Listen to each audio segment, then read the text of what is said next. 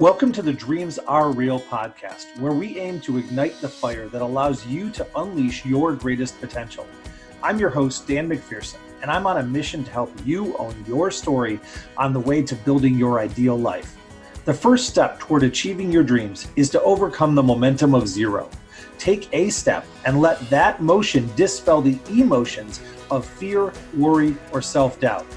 No matter where you are in your life or career, only you can make that choice. The good news, you've got this. Why? Because dreams are real. Let's dive in.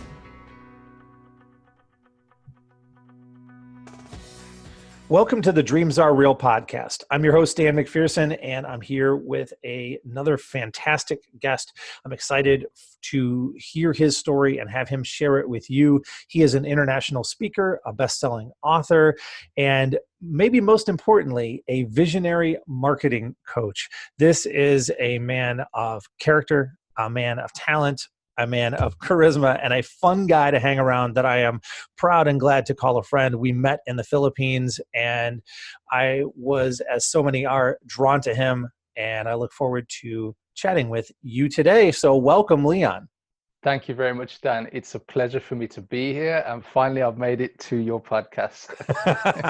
I am glad that you have. We worked the magic of schedules out, and now we can dig in for sure.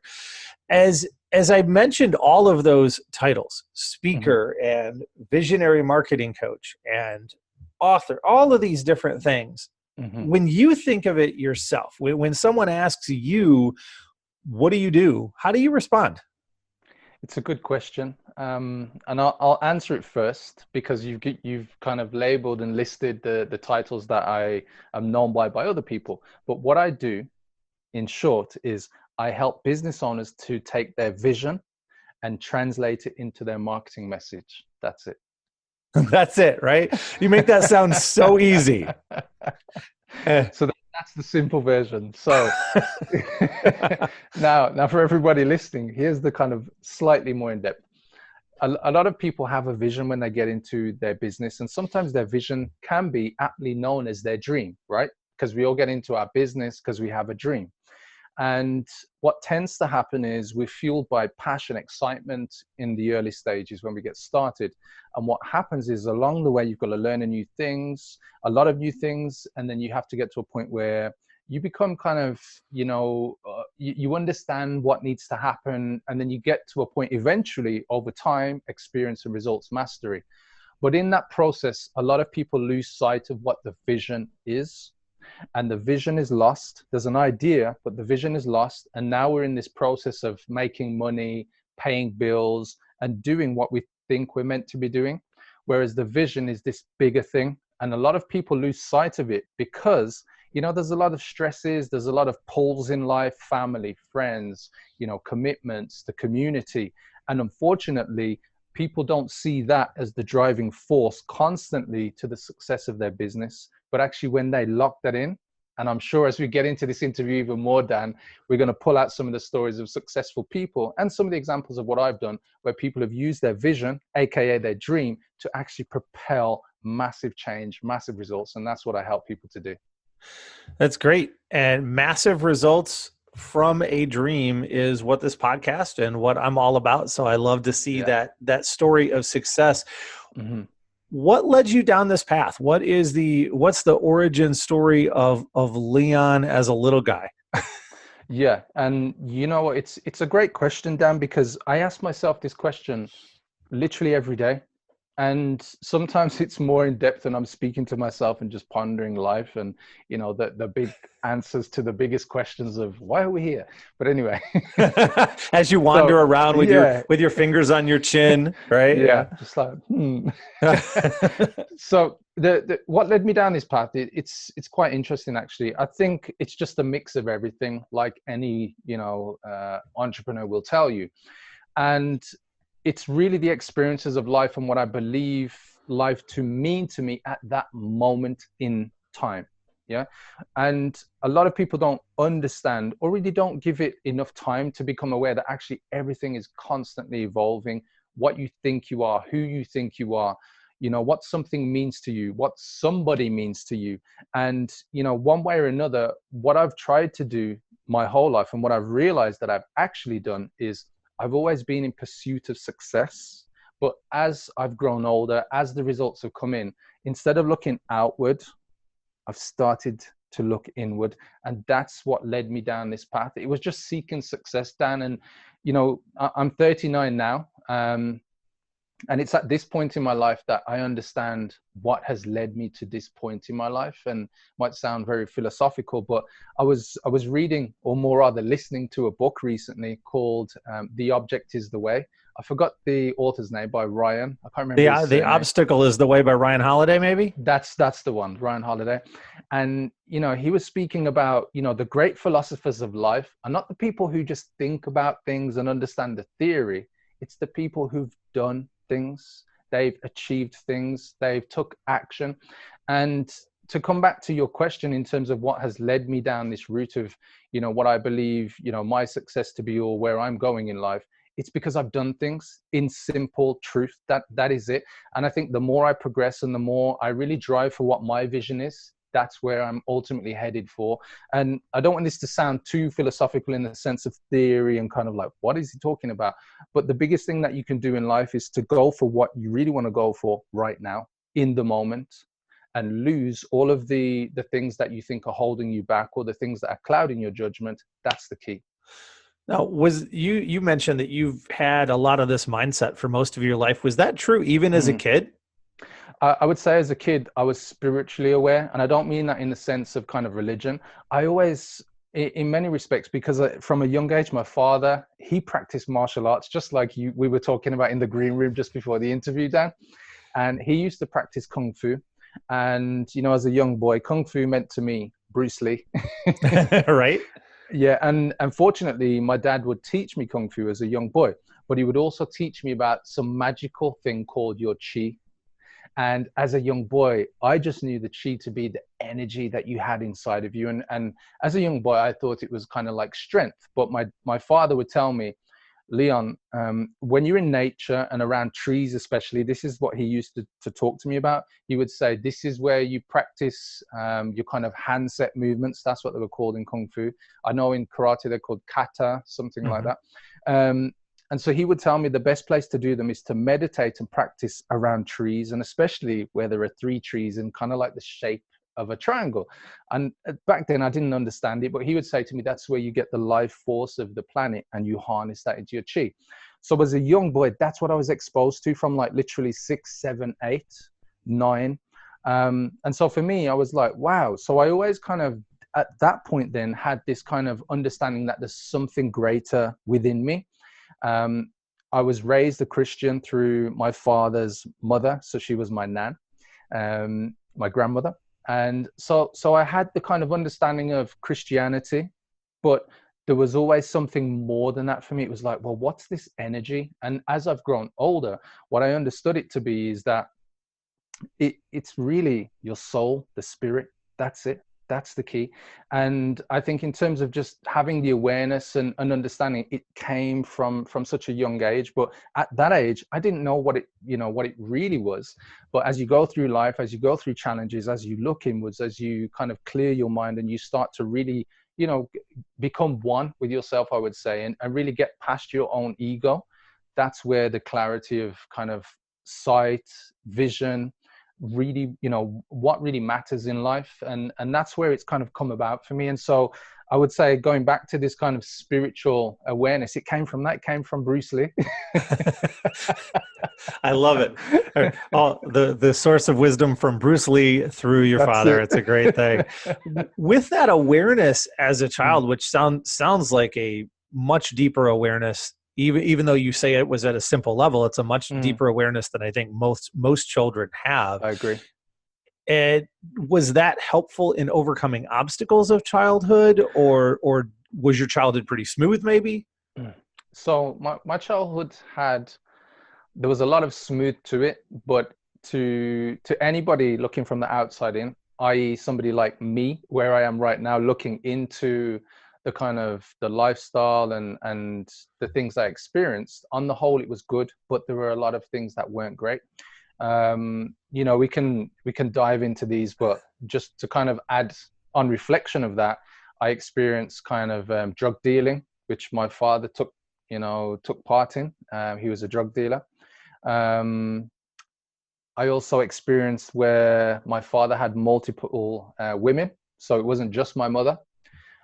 So for me, it's a quite interesting upbringing when I look back, because at the time, I remember specifically in the moments, the different things that happened, but it was normal, if that makes sense, Dan. It wasn't anything out of the ordinary. It wasn't anything that, even some of the challenging things I saw or witnessed, I just had this moral compass. Is probably the easiest way for me to explain that. When things were happening, I just knew inside that's wrong, even from a really young age, Dan. And, you know, I would say that's more part of the spiritual awareness within me.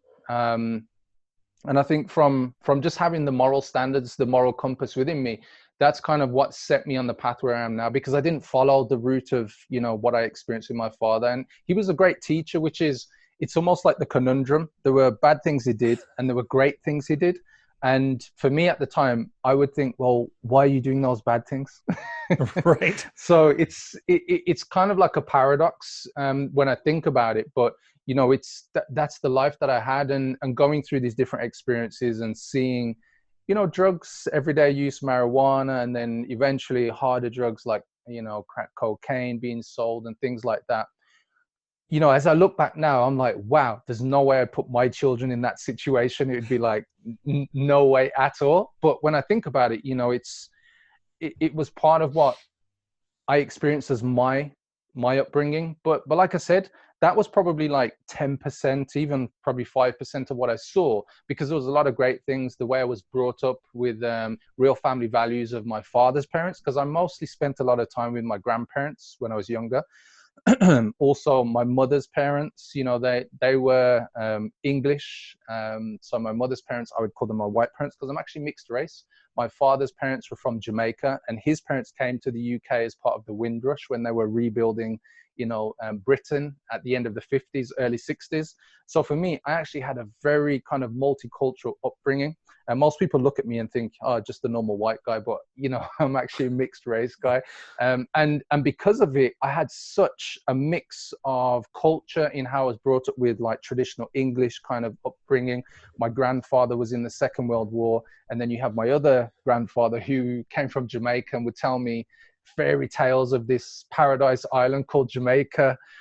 So it was amazing. And then the food, the cooking from my nan, you know, the Caribbean cuisine. So, you know, we had a big family as well, Dan.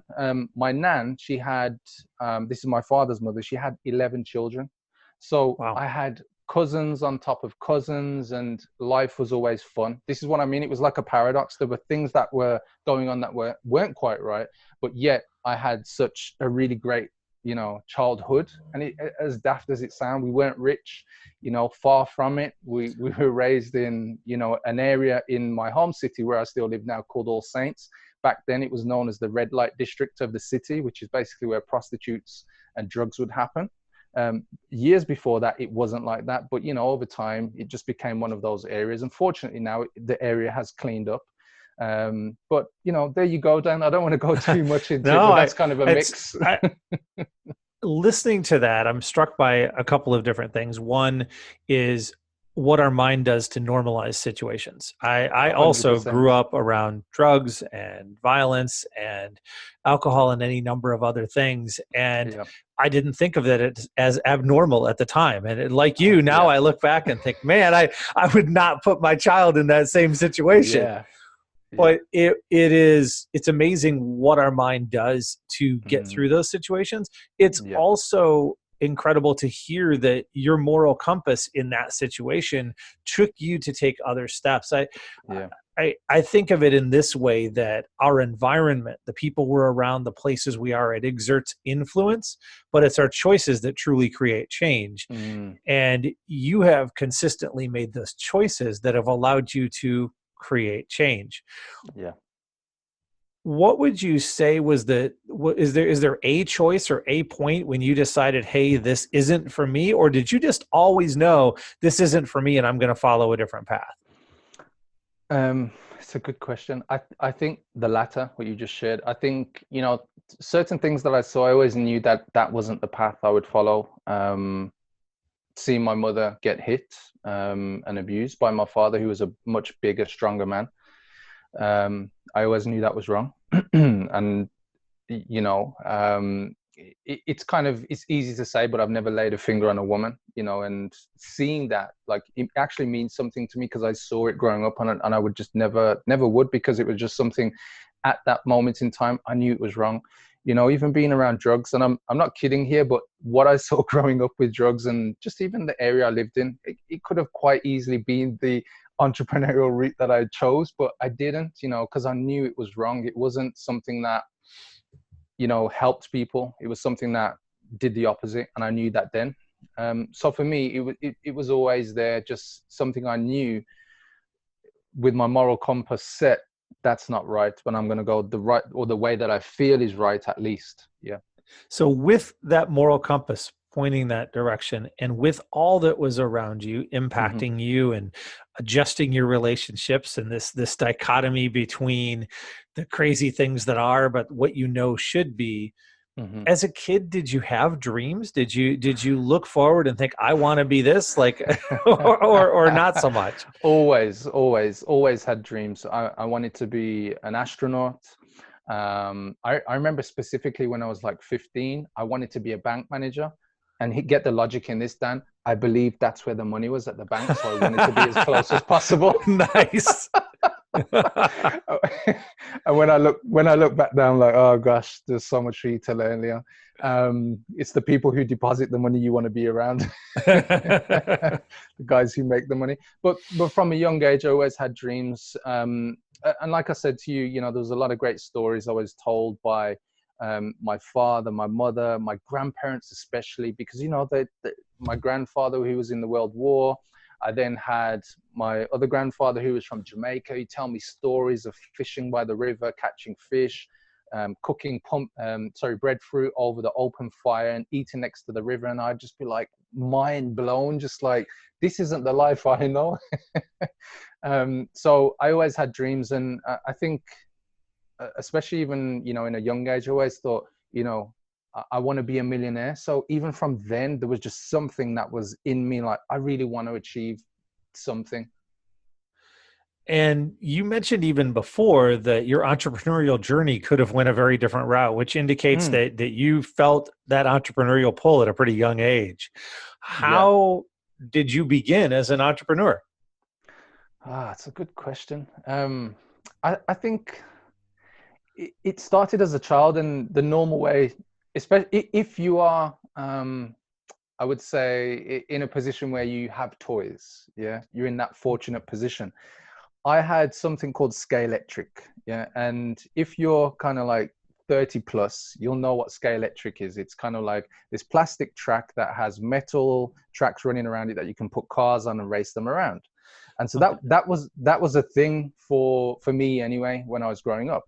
And so somehow I managed to get my hands on 2 different tracks, and I had like 4 cars. And so I had it in my sports bag holder. That was kind of like my thing. It was one of those Christmas presents that I was bought by my father. Nice. And I inherited the second track. But anyway, there was a point in time where a couple of friends had a mountain bike, and one of them said, I really want to have Scalextrics. And I said, well, I've got 2 tracks. Maybe we swap one of them and you swap it for the mountain bike. And in my mind, I thought, this is genius, because I can start renting out the second mountain bike. How old were you then? I was like 9 or 10. Not the most common thought process there. How did that go? Was that a thriving enterprise? It went okay. Kind of like I would have like 50 pence here, kind of £1 here, and that would like buy me, like a bag of fries, a drink from the shop, just little things. I'm like 9 or 10, nothing major. Yeah, I was definitely 10. That's it. I'm remembering now, because when I got my bike. But the bike that I had, my original bike, was an amazing bike. Like, that was the bike I loved, because my father bought me that bike and it was like my prized possession. So getting the second bike was just kind of like, wow, because I had no intention to ride any other bike, if that makes sense. So it just came to me, oh, I can rent that out. That is Yeah. incredible inspiration. Where Yeah. did it go from there? So from there, I would say fast forward to when I was like 14. And because coming from a Jamaican household, Jamaican culture, music, reggae in particular was a big thing. And I was always brought up with music. There was, this reggae sound system movement that you may or may not have heard of if you're watching or listening to this. And I was just influenced heavily by people like Bob Marley, John Holt, um, just some of the famous reggae artists at the time. And I got into drum and bass music. So it's kind of like dance music, but it was filled with like hard driving beats and bass line. Bass line was a big thing in reggae music, and drum and bass was kind of like this new genre of music that came out of the UK, was a hybrid of acid house, reggae, jungle, and then it morphed into this thing called jungle drum and bass. So jungle simply meant if there was a reggae vocal on top of the beat, it was known as jungle. If there was no vocal, it was known as drum and bass. Got it. And I got into it. I just loved it. The music was like fast paced, 170 beats per minute. And I just fell in love with playing vinyl on a turntable. So obviously we didn't have MP3 stuff back then. And by the time I was about 15, I was selling mixed CDs to the local record store in my city. Yeah. People were buying them off me. I was selling them at school. Also, tapes, kind of TDK 90s, TDK 60s. If you don't know what that is, I'm Back not in the going to go day. into that. Back in the day. That's it. And that's where it came from. So the tape started first. And so by the time I was 17, sorry, I don't want to jump ahead of the gun. That's when I started selling the CDs in the shops. Before that, it was the tapes. I actually had tapes selling at high school. People were buying them off me for like £5 and so on. £5 would buy me another record, so I could go out to the record store and go and buy another track. And I used to just feed the hobby. And at the time, I was also playing a bit of basketball, school stuff or whatever. But I was into the music. When I was 16, I started producing, and then I started to have this idea: one day I'll get my own records released. And it just grew from there. The more I DJ'd, I got booked in clubs from 17, 18. I was playing at illegal parties, getting paid like £100 to turn up for 1 hour and play music. I'm like, wow, this is at 17. Sounds 18, like a pretty good deal. Yeah, it's like they let me into the club or the party. There's girls, there's drinks. I wasn't like a heavy or big drinker anyway. It was just like I could go get a drink if I wanted to, but it was just like, wow. And I would just get paid as well. And the promoters would have no issues. And if they needed me to DJ longer because another DJ didn't turn up, I'd get paid some more.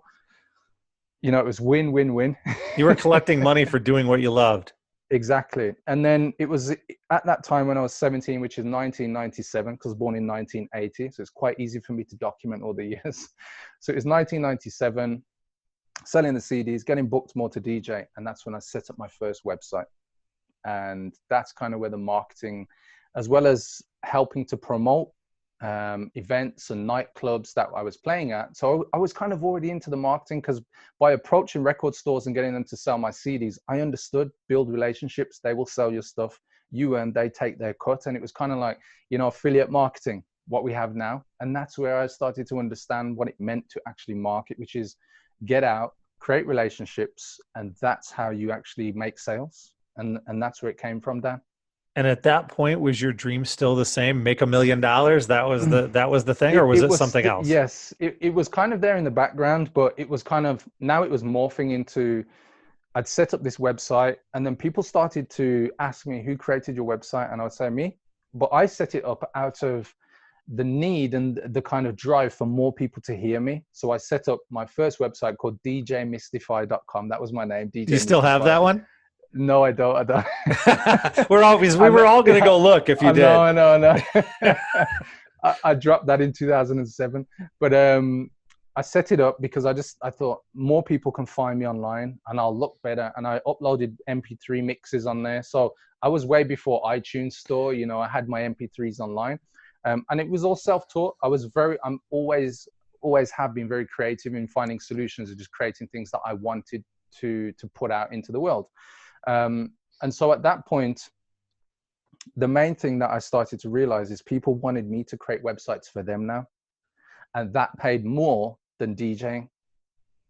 So I started to build a few websites. And at the time, I had a few notable clients start to come along. I had a couple of people who invested in projects and said, can you create the website for this, like an internet radio? And I was like, yeah, no problem. I'm that kind of guy where, yeah, I'll figure it out. I'll figure And it I out did. later, right? Yeah, yeah. And I did. Back then it was no broadband. It was ISDN lines. And we had two coming in. Somebody paid for all the setup. I just set it all up. And that was in 2000, just at the point where I was just about to go to university. So you hadn't even been to college yet. You're on your third or fourth No. business. You've That's got it. people coming to you and paying you tons of money. Why even go to college at that point? Because I was still under the influence of that's the thing to do. Right. Right. And if I'd have known better, I would have taken a different route down. I mean, don't get me wrong. I loved my time in college, and I live right next to the University of Michigan. Ah, okay. But like right next to, as in within a mile of a Wow. 50,000 student university. Wow. I love the school, and I love college for a lot of people. Mm-hmm. But I hear your story, and all I hear is momentum, momentum, momentum. Now let me go to school. Yeah, that was a great choice. Did that slow your momentum, or did you just work twice as hard? I think what it did, it slowed me, because whilst I was at university, I was still DJing. I was still producing music, and producing music was a big thing for me then, because that took over from DJing, because now I'm creating the stuff that I've got friends and connections who were playing my music in the clubs up and down the UK. And it's starting to take over, because it's like kind of the creative epicenter of music, you know, and I was brought up with music, and it was just where the passion just grew and grew.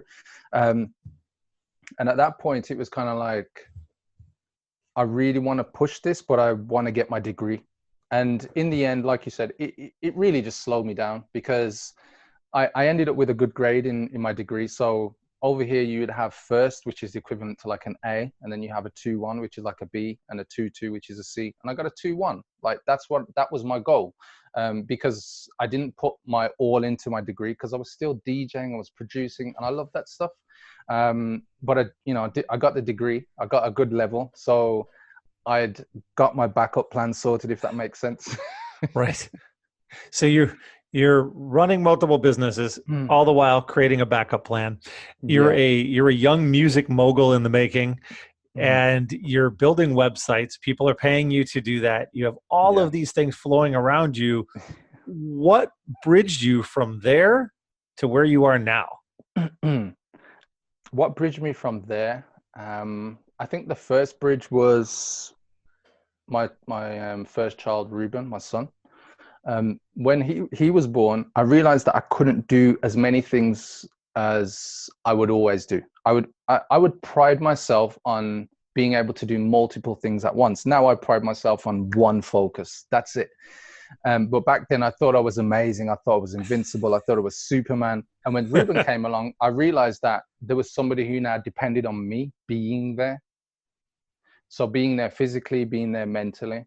And that was the thing that grounded me, because on top of that, I was still playing sports. So I was playing soccer. I know you guys will call it soccer. So on a Sunday, I'd play a soccer match, and training was on a Wednesday or a Thursday. I was DJing on a local pirate radio station that used to broadcast across the region. So covering a number of cities locally to where I am. I was just doing loads, and this is on top of working as well. You were not bored. No, I wasn't bored. And so when Ruben came along, it was kind of like, I need to stop a number of things. So I stopped DJing. I stopped going to the gym at the time. I was still playing soccer though, because I enjoy keeping fit and kind of team sports, the camaraderie, that kind of thing. And yeah, it gave me the kind of the breaks for me to start to pay attention to what matters and what really counts. So moving forward, Renee, my daughter, was born 6 years after my son. And eventually there was a pivotal point in my life, and that pivotal point which we're going to get close to where I am now, my divorce. And the divorce kind of put the brakes on everything, because it wasn't something I was planning on, if that makes sense. Right. And so at that point, we're talking just over 4 years ago. And at that point, the biggest emotional challenge I had in my life up until that point in my life was when my father died when I was 11. So I'm now 35 and going through something that at the time was worse than when my father passed away. And my father was my hero. He was Superman. Doesn't matter all the bad things he did, because it was far outweighed with all the great things he did. In my opinion at the time, right. I know other people take a different view, but to me, he was Superman. He was my father. And so that was a big thing for me. So when the divorce happened, it was like, wow, I had to kind of look inwards, as I said earlier, when we were talking about the kind of spiritual side.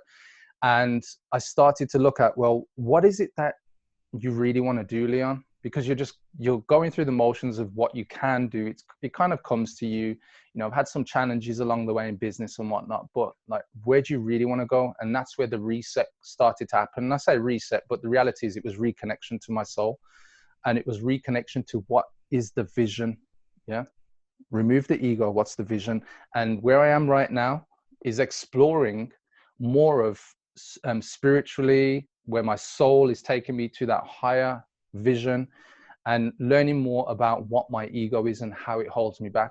And you said something really poignant a couple of minutes ago, and I'm going to bring that back to you. What I've discovered about myself, thanks to my life coach,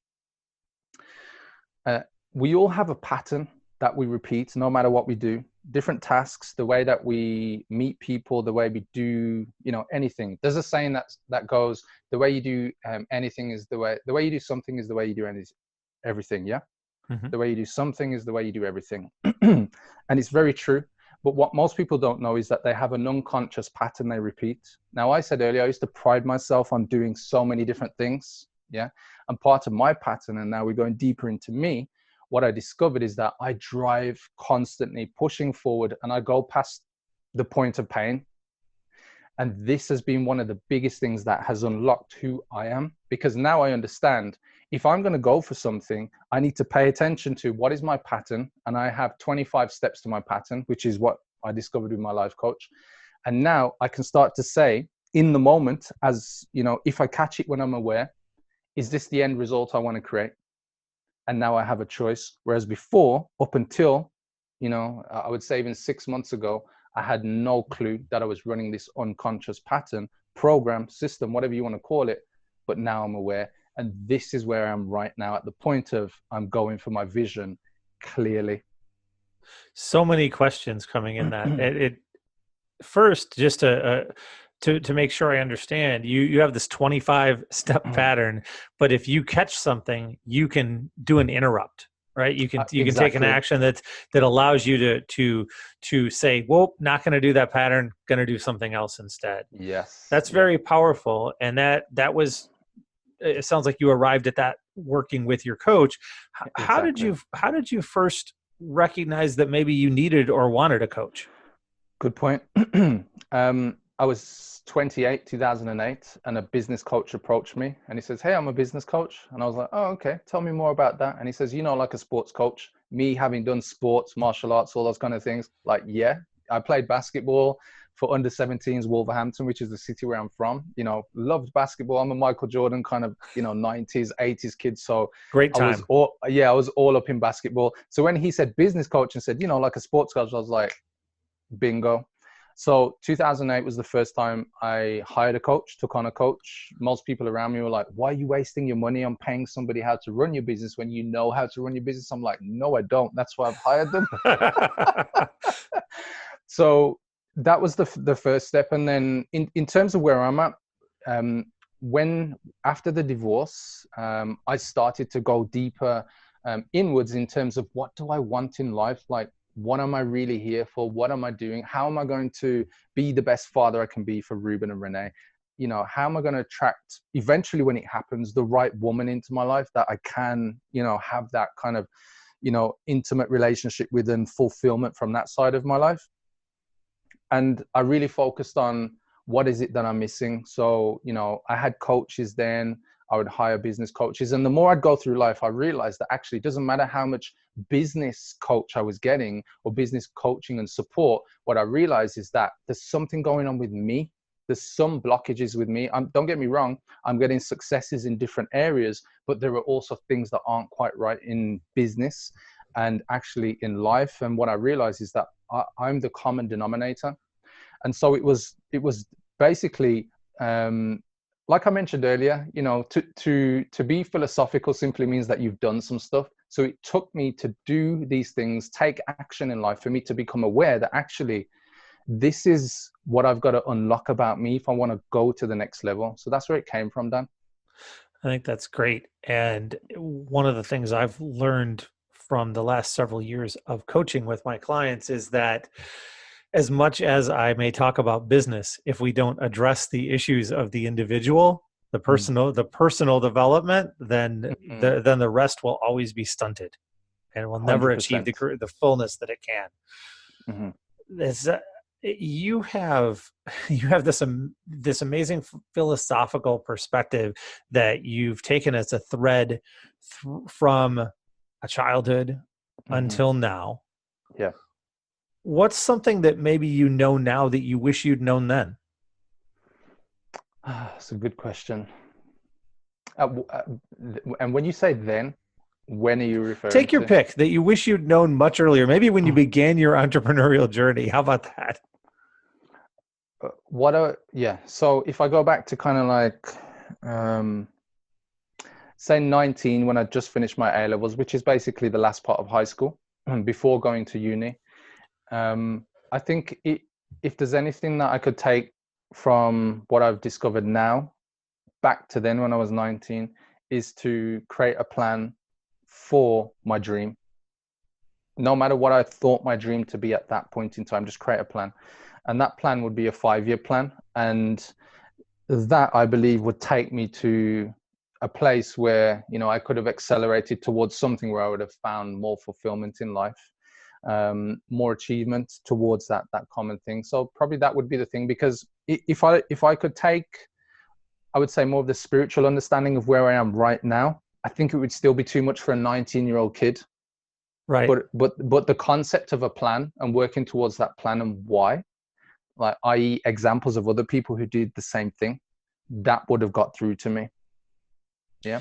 It's great that you consider not just what you wish you had known, but what would have actually connected. Yeah. Too many times this is a one-step question, and you add that second step in a very powerful way. Mm-hmm. After all of this work and this transition, what does your business look like now? Okay, so my business, what it looks like now is, and now I can come back to how you introduced me as a visionary marketing coach. So right now, the way that I help people, as I said at the beginning, is to help them to take their vision and translate it into their marketing message. Because a lot of business owners, they don't know how to create some type of depth in their marketing message. And so what happens is they copy what's already in the marketplace. They see competitors, or they hear something from, you know, an expert, supposed expert, and they take on a fraction, like 1% of the advice, and then they implement that. And what happens is that they're left in a place where there is no connection to what their vision is. It's kind of like a mashup of theories and logical stuff. Whereas your vision, and this is where we can go really into dreams now, your vision is something much bigger than who you are and will ever be. Yeah. And to give you some kind of context to that, if we take people like Martin Luther King, yeah, his vision, his dream was to, you know, help the oppressed, right? People who were oppressed, and to be in a position where, you know, a black person can walk hand in hand, a black child with a white child, yeah, where there was no conflict of culture and race. But with his work at the time of him passing away, it didn't stop, it carried on. And this is what I mean by a vision. It was even bigger than who he was at the time of him being alive. Take another example like Mahatma Gandhi. You know, he wanted to lead the 350 to 400 million Indians out of rule of the British, you know, Great British Empire, but to do it in a non-violent way. Yeah, most people would have said, "Are you crazy? Going against the British Empire, the biggest empire that ever existed." But yet, what did he do? He created freedom for his people. But did it stop there? No, it had to continue beyond even his lifetime. And so when it comes to vision, the biggest thing for me is that there's a lot of business owners that maybe don't have a vision as big, and that's okay. But they do have a vision. But what happens is their ego gets in the way. And this is the part where I've taken on board what I've learned about myself, my ego, the patterns that my ego runs. And it's with this kind of understanding, this knowledge, that I'm able to take business owners, to take their vision and translate that into the kind of logical world of marketing, but coming from this really spiritual place of like, why are you doing this? Your purpose. And you work with people in a lot of different ways, or primarily one way? I work with most of my clients primarily in one way. I have a coaching program called the Vortex program. And on there, it's more like a 12-month mastermind program where I can support them week on week. They have access to resources, all the things they need to know about marketing and getting results. But the biggest thing is we also meet up once a quarter. So they get to come to my home city, where they spend either 1 to 2 days with me, and we're working on their business. And the whole point of that is what I've discovered throughout time. This is great, like, doing Zoom, virtual kind of, electronic video calls, but actually where did the kind of connection come from? In person. And so the biggest thing for me is that what I do to help business owners, yes, I can do it from afar. I have clients in Southeast Asia, America, Europe, around the world. But the biggest place that I have an impact is when we come together. And my vision is bringing business owners together and serving over 100,000 customers with the products, the services that I offer, from whether it's my online courses for marketing or the group coaching programs or the one-on-one programs that I have for higher level businesses. But that's what I'm really about, because ultimately those results are going to help me to fulfill on some of the sub vision goals that I have, like building schools in Africa, Jamaica, in the UK, and putting in place education that doesn't just focus on the traditional kind of industrial age 9-to-5 thinking, but more how we can inspire the youth to understand there are different ways for them to succeed, and actually getting them to probably unlock some of the spiritual awareness I had when I was younger, so that they can go on and be the success that they're truly meant to be. Inspire them to be able to empower the world. Exactly. Sounds very much like my own North Star, to be able to inspire others to create generational change. Which is no coincidence we connected. Strangely enough. Your vision is incredible. The actions you're taking toward it are incredible as well. As you think about these younger kids who maybe they're future entrepreneurs, if you were speaking to them, and I know that you speak as well, what would you tell them is the most important characteristic for an entrepreneur, or what are a couple of the most important characteristics if you're going to be a successful entrepreneur?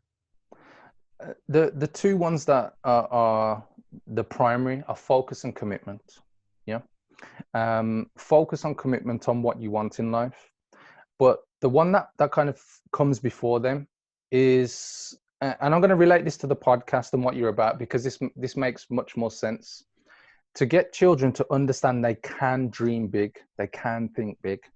Because what happens is, in life, society, the ability for a child to dream gets dumbed down, gets muted, or the volume gets turned down on it. And then eventually the norms of society, you should go to school, you should go to university, you should get a job, you shouldn't do that, you shouldn't do this. All of these things start to kind of have that effect on us, where people, these kids grow up and become stressed, depressed. They don't know how to communicate, how to mix, how to mingle, how to socialize, because all of this protective behavior has now had a negative impact, and has done the reverse of what it was probably intended to do, which is really to help the child. So the biggest thing I would say, if I was speaking to kids at school, is to have a dream and focus and commit to it. And don't listen to what anybody says unless they've done what you wish to do, including your mom, your dad, or your parents, or the teachers. Yeah. It's kind of, at that point, you've got to listen to your heart, because, there's a lot of things that have been created in this world that people, when the idea came about by whoever created the idea or created the movement, let's say, it doesn't matter what it is. People probably laughed at them and said, that's not possible. But yet people have proven it is, time and time again. So dreams are real. Step forward and do what's possible.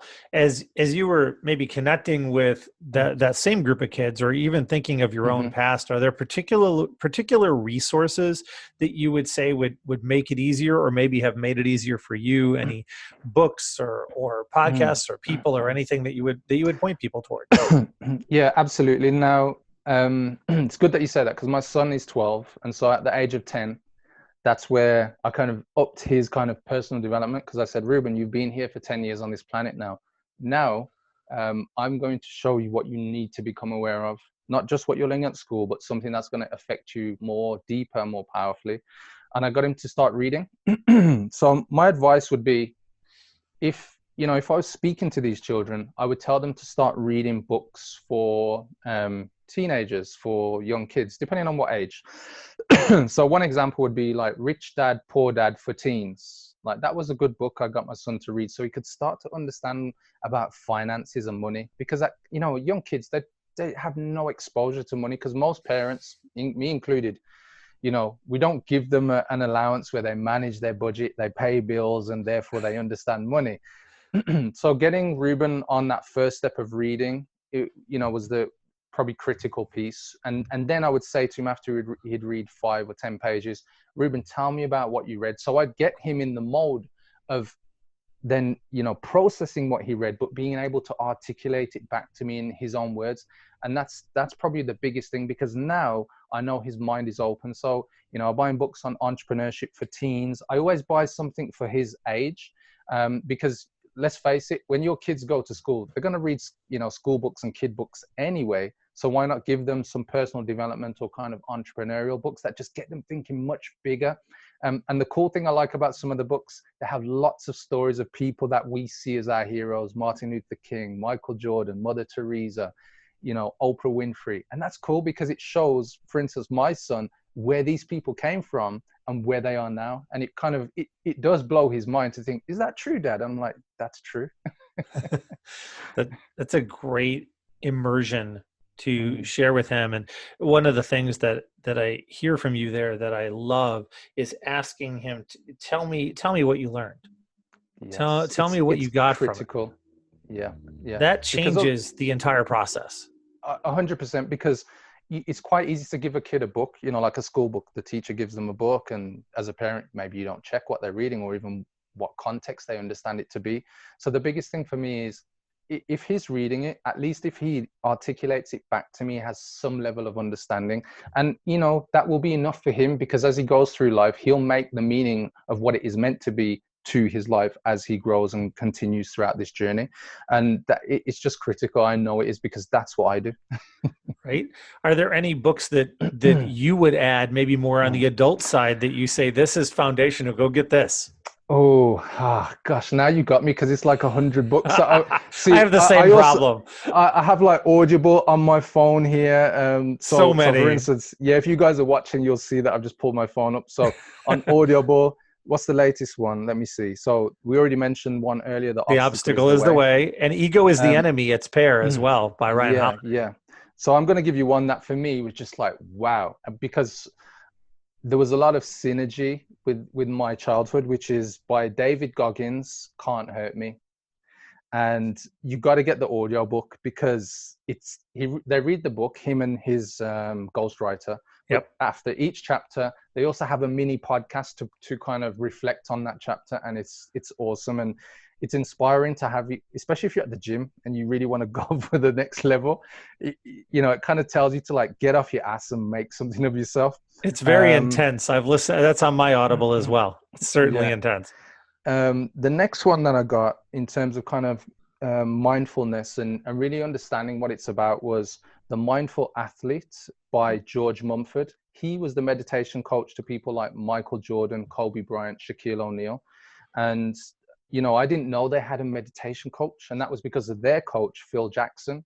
But even that book, it's a great story, because he got into drugs as a young man, and then, coincidence, finds his way out of it and finds his way into spirituality.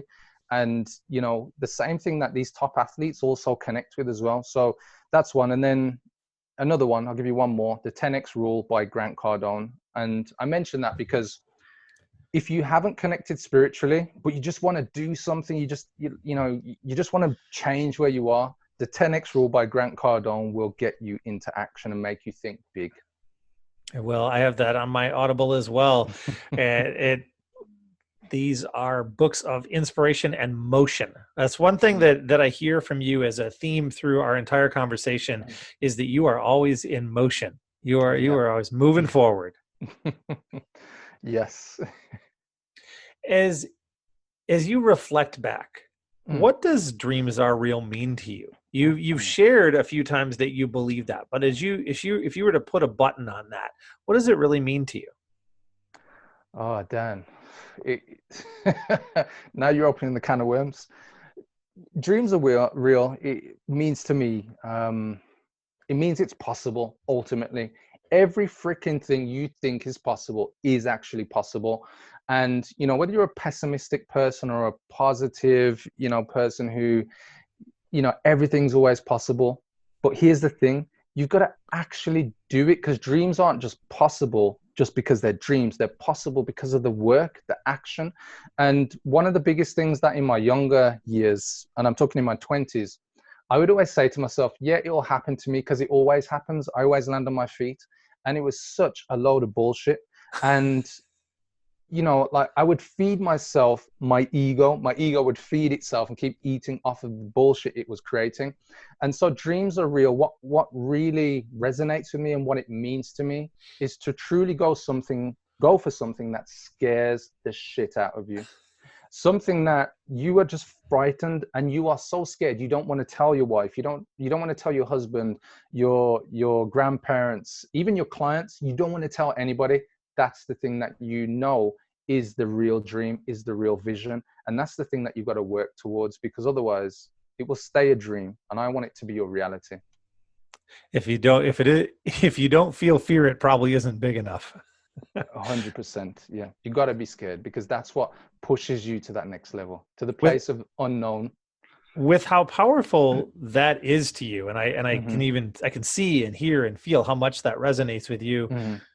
How do you now feel when others like myself cite you as an example that dreams are real, that you're proof that that's true? I think when I was younger, I would shy away from it. And I say younger, early 30s, I'm 39 now, but I would shy away from it internally, not externally. I'd be like, thank you. And, very humble. But, when people cite me now, the biggest awareness I have, that's the best word for me to use. The biggest awareness I have is that we're all looking for inspiration, no matter what level we are. And so we're always going to cite people. Like, I have stories of, like, when we were in the Philippines, seeing you perform. I know you had an interview coming up and then you did the interview. I know it was, just like anything, doing interviews can be nerve-wracking. You came out and you kind of crushed it. You did it. That's what inspires me. So when people cite me, I know there's somebody out there that inspires me. And sometimes it can be something small, sometimes it can be something big, but it's just the courage of the person, that, because that's what we're all looking for. We're looking for the inspiration, but the biggest thing is when we see that courage. They went for it. Maybe they failed, maybe they didn't quite do, but they went for it. That's the key, and when somebody does go for it again and then they win, it's like, wow, that's what we're all looking for. And the next step in that is, why is that so powerful to me? Is because that simply shows that it's possible. These dreams are real. But, for want of, and we could go into another podcast on this, Dan, but, our ego, and I know you can edit this out afterwards. I know you don't really like to do much editing, but our ego fucks with us so much that we don't even know it's going on. It's unconscious behavior. And because of this unconscious behavior, many are blind to it. And I'm talking like 95%. Yeah. And that's why people do talk about meditation, do talk about, really just reconnecting with nature, because a lot of stuff is created by the ego and it's noise. And the noise is what blocks those dreams. We've got to get to the signal through the noise. 100%. We got to dial in that radio. We've got to be the signal instead of the noise. How about that? Yeah. As we move forward, I think that's a good spot to wrap the first section up and move to our fortunate five. These are a few questions we ask everyone about how maybe you've been fortunate, or how you will be, or even a little bit about the world. The first question is, what's the most exciting or adventurous thing that you've ever done? Oh my gosh. You've stumped me now, Dan. I really can't think. What's the most exciting thing I've ever done? I think just speaking to people at events, when I've spoken, that's exciting for me. Whenever I'm speaking at an event, I go into the event, up until recently, but I always go into the event going to serve people. That's the fuel. So even if I feel a bit scared or there's a bit of fear or whatever, I'm going there to serve, and that's my overriding, like, that is it. That's my theme. And so that's what really excites me, because you know why? I'm fulfilling on my vision. It isn't, oh, I'm just there to speak and, oh, am I going to get some sales, or, oh, are people going to, come and speak to me or want to take a picture with me? No, I go there to serve the audience with my vision. And here's the latest thing that I do it with. For the past 6 months, when I stand on stage, before I go on stage, I always say to myself, serve the audience with love. Yeah. And, whether you think it's lovey-dovey or kind of woo-woo, I don't care. I go there because I'm so passionate. And what is passion? It's love. I love it. What is something that you're not good at yet, but wish you were? What am I not good at yet, but wish I was? Being a human. I think we're all improving. I don't know. Maybe next level in marketing. I'd love to have a business that generated £1 billion.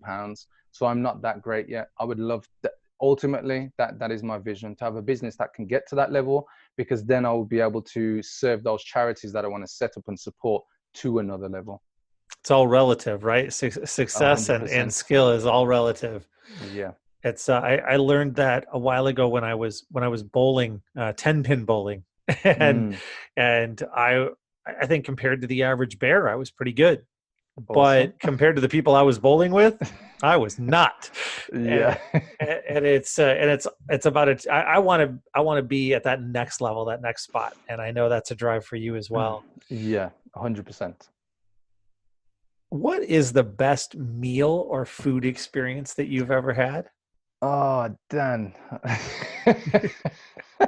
My best meal experience is from my nan, so my father's mother. My mom cooks a pretty mean meal. So does my fiance.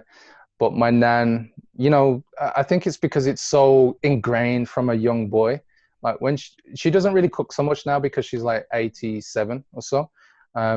But the best meals I've had have always come from my nan, Jamaican cuisine.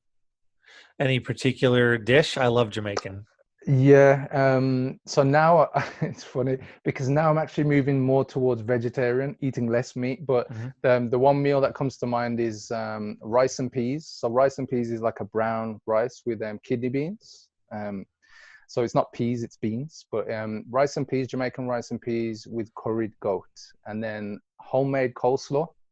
That's it. Oh, it's a beautiful image. Now there's a very good, very authentic Jamaican restaurant in town here, and now I'm hungry.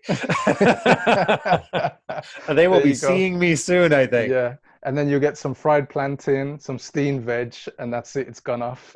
That's it. Where you've traveled extensively. Where's your dream travel destination? Where are you thinking I want to go that you haven't been? I haven't been to China, haven't been to Japan. I'd like to see the cherry blossom in Japan. I'd like to see the Gold Coast in Australia. There's South America I haven't been to, Brazil, there's many different places, Peru. So I think there's actually a few places that I haven't been. There's, for instance, South Africa. I would actually like to visit there as well.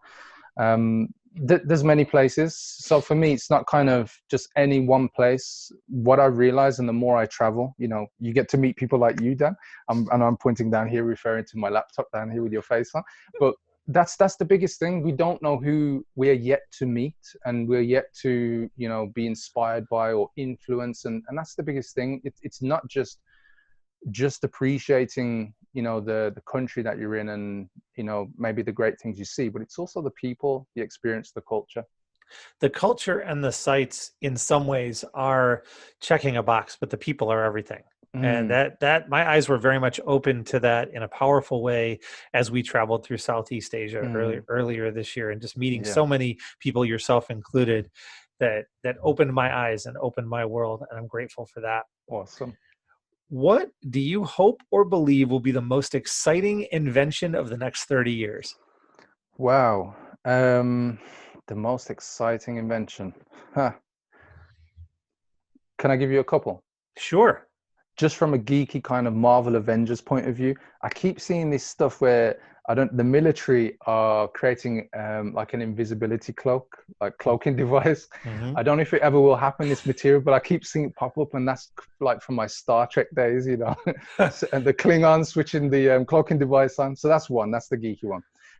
But on a real level, in the next 30 years, what I would like to see is um, where the big businesses in this world, the elite, the 1%, actually create a fund that can actually feed people who are starving, because they make more money than what it would take to feed those who are starving. So, you know, what I would like to see is people who could just eat. That's what I would like invented, because the only reason why that doesn't happen is because somebody just hasn't brought that vision forward. That's it. It's not somebody's dream yet. And the reason why we know that is because it's still a problem. That's it. Solving hunger, an admirable Mhm. and powerful goal, and something that I share greatly. That's part of the generational change I hope to help with, is Mm. reducing these major world issues. And I love your vision even more of instead of reducing it, let's just wipe it out by Yeah. a simple action and a seemingly simple creation. Yeah. I mean, I looked into Bill Gates not long ago, and I mean, I know he's invested, I can't remember the exact figure, but it's at least 10 billion into waste, you know, going to the toilet and recycling water and so on, and how to bring that to poor countries where they don't have, you know, the plumbing and the facilities, the sewer system to, you know, get rid of waste. uh, and this is a guy who's following his vision in, you know, his older age, after being such a successful businessman.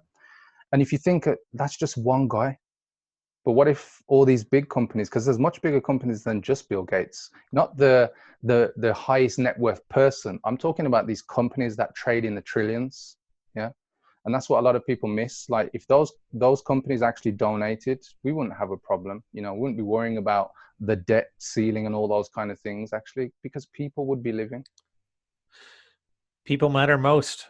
Focus upon taking Yeah. care of that, and the rest Hmm. gets better in every way. Yeah.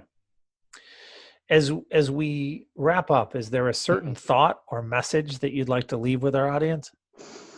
It's a good question, Dan. I think the biggest thing is, no matter what you're going through, there there is light at the end of the tunnel, but only if you choose to go for it. You know, I know in some of my darkest times, most challenging times, I've kind of questioned, like, why me? Why is this happening to me? And if you can do a courageous thing that I'm about to share with you, I believe it will at least give you some insight. You know, whatever happens to you vibrationally, energetically, you've attracted to you. Yeah. The environment, the parents, the people around you, who are your family, or just the people around you, that's your life. That's who you've attracted. And this is a journey of discovering how you get through the other side. That's all it is. Yeah. Some people get through the other side and they go on and achieve, you know, great things. And some people get caught up in the matrix, in the loop. They never get out. And it's always the, oh, woe is me. But what I can say to you is that if you push harder than you believe you need to push, and you keep pushing, yeah. I think Winston Churchill had the quote that when you're in hell, keep on going. Yeah. You don't want to stay where you are. You want to keep on pushing, because you are here to do something better than you probably ever imagined. We're all here to do something better. Like, that's, you know, that's why people talk about having the spirit to do things and the strength of spirit to do things, because that's what we're all here to do. You know, we're not human beings, we're spiritual beings. And I would say to you, look at every successful person you can think of, documented in history, living or deceased. They all speak about it. Yeah. So go after your dreams and just keep pushing, focus and commitment. Very powerful. How can our audience find you? What are you working on that they should know about? Where can they go? So you can find me on leonstreete.com. So it's LeonStreete.com. Just go to my website and you'll find like my book. You'll be able to get my book there. There's a couple of free guides that I offer, like free lead magnets. If you want to, get more leads, do better in marketing, you can get some of those things. Just find me there. And I'm the only Leon Streete in existence because I have the E at the end of my surname. So you'll find me on Google, Facebook, and LinkedIn, all the usual places. Great. And we will certainly wrap into those in the show notes as well to make sure that everyone can just click easily to get there. Thank you so much, Leon, for sharing your story and your powerful journey. And I'm confident it will inspire many of our audience. Thank you so much, man. Thank you very much, Dan. It's been a pleasure. Take care. Thank you for joining us on the Dreams Are Real podcast. If anything we've said has inspired you to dream bigger, live more boldly, or move closer to your ideal life, please reach out and let us know. And also be sure to share this episode with a friend. We would be honored if you would like, subscribe, or leave a review for our show on your favorite podcasting platform. And for more discussion of this episode and all things related to the Dreams Are Real podcast, and to receive your free download of Dan's Defining Your North Star training, please join our Dreams Are Real community on Facebook. Until next time, be amazing and keep crushing it.